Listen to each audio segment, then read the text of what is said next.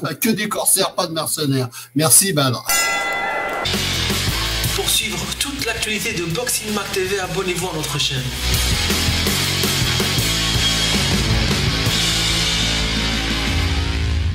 Donc, je donne la parole à notre ami Jean-Michel. Merci Ovo. Écoutez, moi je me présente, Jean-Michel, 61 ans, voilà, j'ai été athlète. Ensuite, après, j'ai transmis, j'ai plusieurs brevets d'État dans la boxe anglaise qui me passionne, et puis également dans les boxes pieds-poings où j'ai aussi été champion, alors que j'ai toujours échoué en boxe anglaise, malheureusement. J'ai pas pu faire la pirouette comme notre ami qui a été champion du monde, voilà, et champion du monde WBA, aidez-moi, de la banlieue de Paris, qui était champion du monde également de pied-point, comme voilà, Khalid Railou, pardon. Donc, et je suis passionné en revanche par la boxe anglaise. En même temps, si tu veux, j'ai compris quand j'avais 45-50 ans qu'il fallait que j'avance un peu plus loin. Donc, je me suis rendu, j'ai voulu être élu, et depuis que je suis élu au comité directeur de la FFB, avec une équipe que j'aime beaucoup d'ailleurs et que je soutiens, et bien j'ai pris les commandes du classement et de la boxe professionnelle et de l'organisation des championnats de France. Voilà. J'ai très vite compris qu'il fallait organiser également localement. Quand tu dis des grands organisateurs, moi par rapport à ça, je reste très humble, hein, je me situe pas au niveau national, mais nous avons fait de très belles organisations locales en pays de Saint-Malo, en Bretagne, voilà, également à l'international, comme là on voit un championnat WBC francophone à Montréal avec un de mes athlètes que j'ai formé qui s'appelle Kevin Thomas Cogent. Voilà. Donc humblement, oui, organisateur, j'ai fait jusqu'à 3 galas par an sur une saison sportive.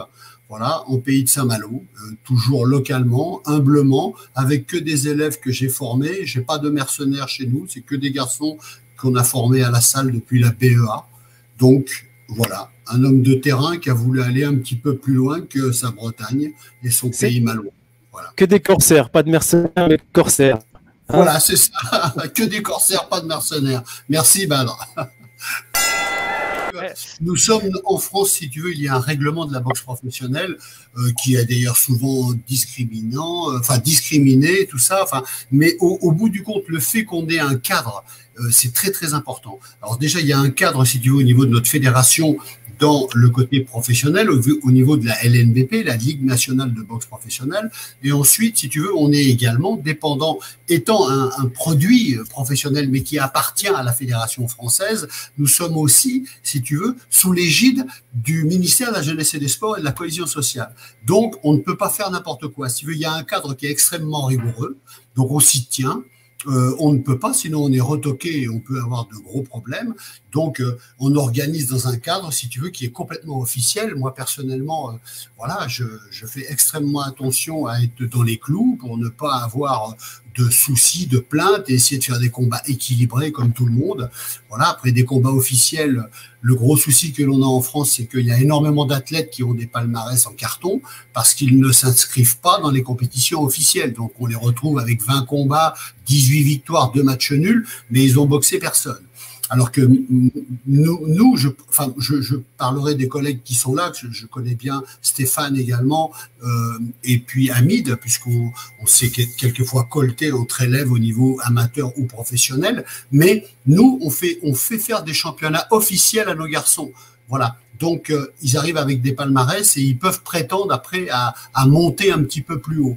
Voilà. Le souci, il est là. Mais de toute manière, on a un cadre à respecter.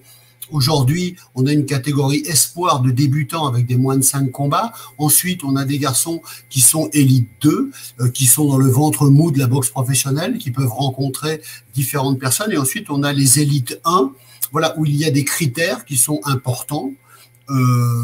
Et je pense que c'est très important d'avoir un cadre et de pouvoir l'appliquer de manière à ce qu'on n'ait pas de problèmes comme tu viens de nous évoquer, c'est-à-dire avec des accidents graves, mais bon, ça peut toujours arriver, hein, la boxe, c'est un sport de combat contact, donc ça peut arriver, mais quand les garçons sont sains et ont des niveaux, si tu veux, qui sont équilibrés, on n'a pas de soucis comme ça, tu vois. Donc nous, on est contraints, si tu veux, d'avoir un cadre fédéral avec un règlement de boxe professionnelle qui est là et qui nous tient. Voilà.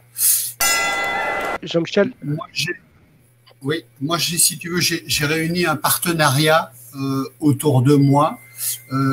J'ai la chance sur Saint-Malo d'avoir des groupes importants et j'ai eu la chance d'avoir une très bonne relation avec le groupe Roulier, qui est un énorme groupe agroalimentaire.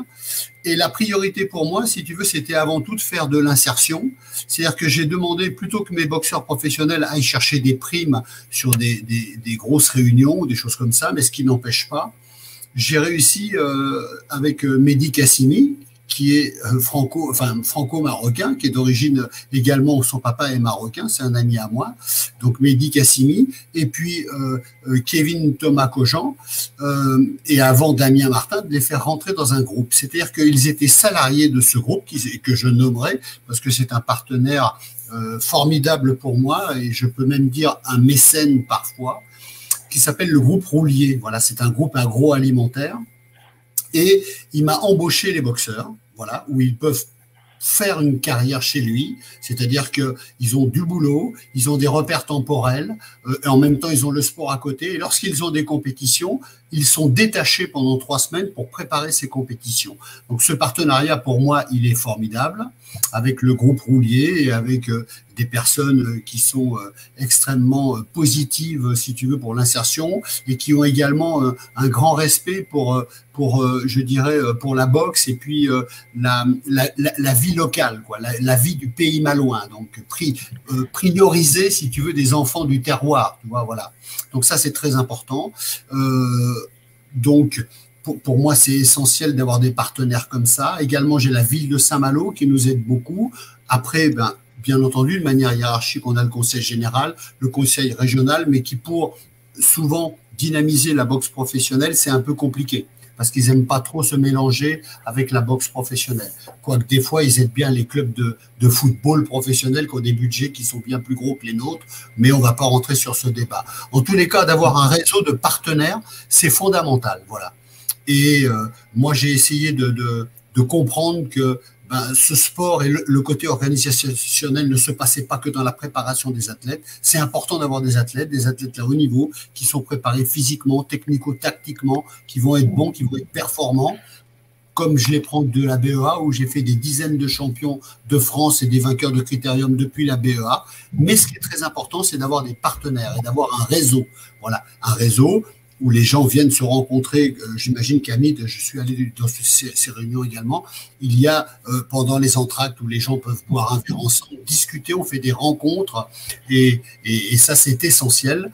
Et nous, on a une mairie également qui est tout à fait partante avec nous pour nous aider et nous soutenir dans la mairie de Saint-Malo sur l'organisation au niveau de la salle, du matériel, mettre du personnel du service des sports pour nous aider, des directions sportives locales.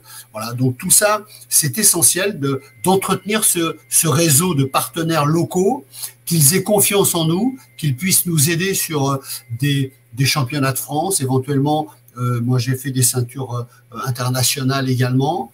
Et puis, j'aimerais bien organiser une UE ou une ceinture EBU chez moi. Voilà, donc j'ai la chance d'avoir ce réseau, mais ça se construit, ça se mérite aussi par rapport au sérieux, et également grâce à l'insertion, parce qu'on a plus d'une centaine d'enfants en BEA, et nos politiques, nos responsables je dirais, de structures locales se rendent compte de tout l'apport que peut être la boxe.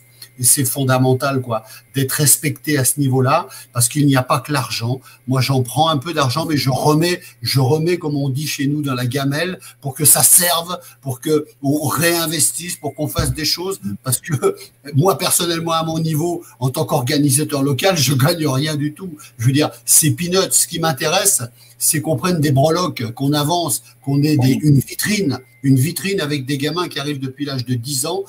J'ai un garçon qui est challenger, qui s'appelle Anthony Offray, qui est Plume, qui vient du milieu du voyage, qui s'est sédentarisé. Vous voyez, c'est des exemples de vie qui sont formidables, qui a réussi à avoir son CAP, son BEP, qui a un travail, qui va faire la finale du championnat de France des plumes.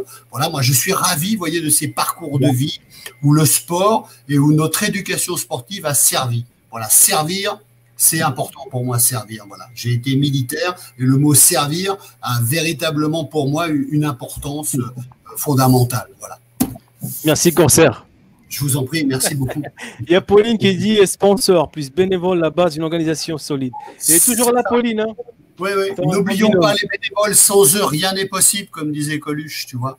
C'est fondamental. Si on n'a pas, et je le vois chez Hamid, parce que il y a toute une fourmilière de gens qui travaillent dans l'ombre et qui nous aident et qui sont là et qui demandent rien du tout. On leur donne un verre de coca ou un verre de bière avec un sandwich à la fin et ils sont tout à fait heureux d'avoir participé. Il y a des gens qui sont admirables. Admirables. Et moi, j'en profite pour les remercier en étant sur Boxing Mac TV, ceux qui nous regardent, tous ces bénévoles, ils sont fondamentaux. Ils sont, si on ne les a plus, on n'est plus rien. On n'est plus rien. Et Jean-Michel, voilà, ils disparaissent. Voilà. Ils disparaissent, les bénévoles. Mais nous, on en a fidélisé quelques-uns parce qu'ils sont passionnés, tu vois. C'est vrai, mais malheureusement, ça, le bénévole aujourd'hui, il y en a très peu. Des passionnés, il y en a de moins en moins, mais ce qui est important, c'est que nous, on l'est. Et que le virus, on est en train de le transmettre tout autour de nous. Et c'est vrai que ce que dit Jean-Michel tout à l'heure, il a un parcours, parce que moi je connais Jean-Michel, et puis on a travaillé ensemble, beaucoup on fait partie. Ensemble, ouais. On a passé nos diplômes ensemble. Je me rappelle il y a une vingtaine d'années, à Royan en plus. Hein. C'est ça. Kenavo. Moi J'espère que pour Hamid, fin janvier, ça va être bon. Moi, j'ai la chance d'avoir une date sur fin février. J'espère qu'on aura pu les huis clos, vous voyez, parce que c'est tellement triste d'aller faire. Là, je pars cette fin de semaine avec un ami breton où on a un poids coq qui va faire la finale de championnat de France à Bruay-la-Bussière, vous voyez, dans les petites catégories.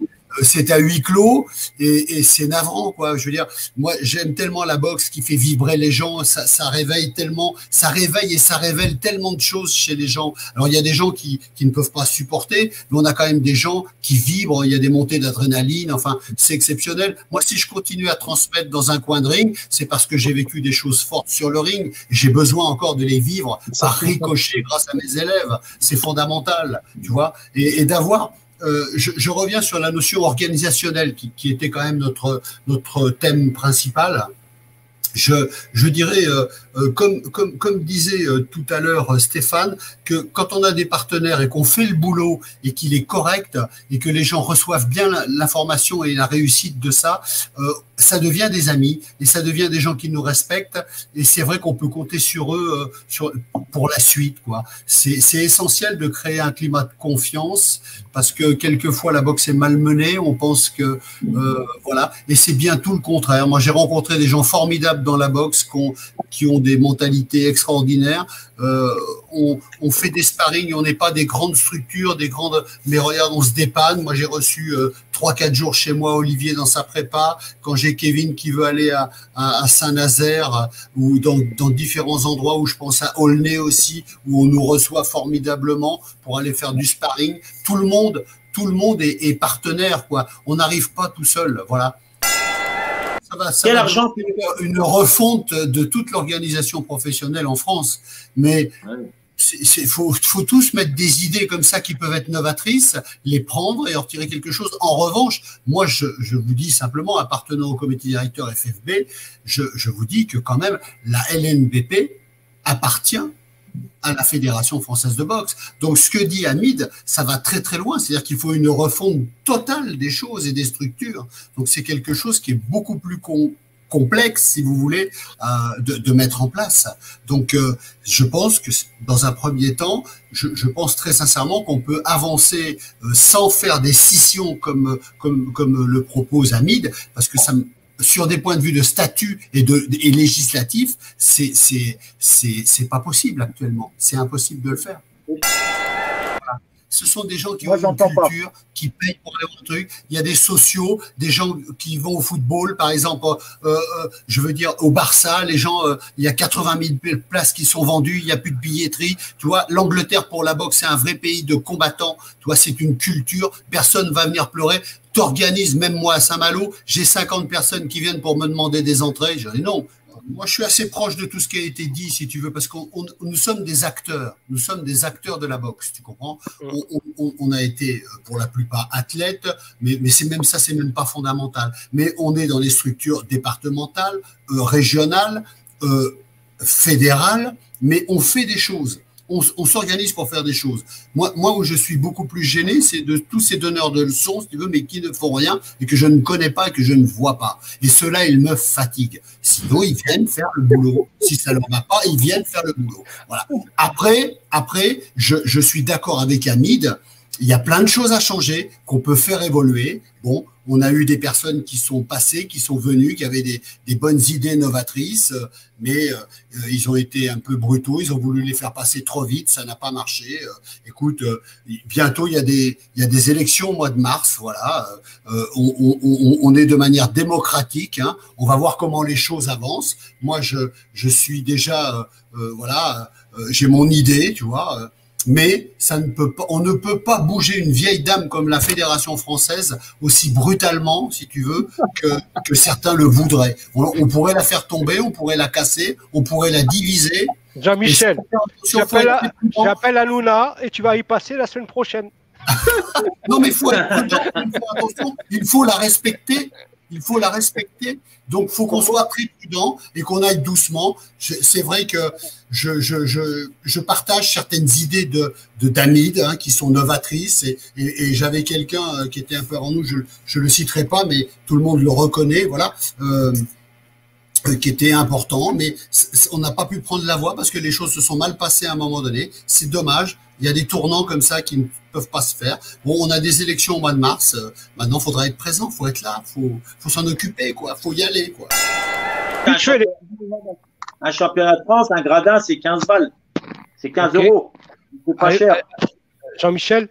Alors écoute, nous on n'a pas beaucoup de monde dans la salle si tu veux parce que je pense où je me perds souvent chez Stéphane à la soucoupe. On n'a pas un outil qui est aussi important. Nous on a 1000 places. Alors si tu veux, quand j'ai des championnats, que tu fais une ceinture francophone ou que tu fais un titre national ou même une coupe de la Ligue, tous les copains qui sont là savent le prix que ça coûte avec les taxes, avec plein de choses, hein, les primes, les transports, les partenaires, enfin voilà, tu vois. Moi je fais 20 francs, 20 francs. 20 francs. Oh, mais ça fait des années que je suis là-dedans. C'est pas cher. Je fais 20 euros. Excusez-moi, je suis cocardier. Je On fais à 3 euros. 20 euros les tribunes et 30 euros le tour de ring. Voilà. Ah, ça va, c'est pas. Non, c'est rien du tout. Hein. On est juste des petits organisateurs locaux. Hein. Moi, je dis ça humblement. Pour tous ceux qui nous regardent, Jean-Michel. Oui, alors écoute, moi je remercie l'initiative de Bavre et la tienne pour nous avoir réunis, donc Boxing Mag, et puis toi Momo pour l'idée du casting, parce que je connaissais pas Hassan, j'ai trouvé qu'il était charmant, et puis je trouve que c'est chouette, il a l'air d'avoir pas mal de difficultés, mais en tous les cas il fait les choses, et ça c'est extrêmement respectable, tu vois. Je salue tous les auditeurs, les téléspectateurs qu'on a eus, moi je les remercie, voilà, et puis les copains qui sont là, je vous salue et puis au grand plaisir de vous revoir sur des dates proches et puis qu'on sorte très vite de cette période anxiogène et sombre qui touche tout le monde, la culture, le sport, les restaurateurs, j'ai une pensée pour eux aussi. Beaucoup de mes sponsors sont des restaurateurs et des bars et j'ai une pensée très amicale pour eux parce que je trouve qu'il y a une souffrance et une injustice qui est terrible, mais en même temps je comprends qu'il faut qu'on bloque cette pandémie. Voilà, voilà, je vous embrasse tous et je suis ravi d'avoir fait cette émission, les amis, avec vous. À très vite. Hamid, à toi.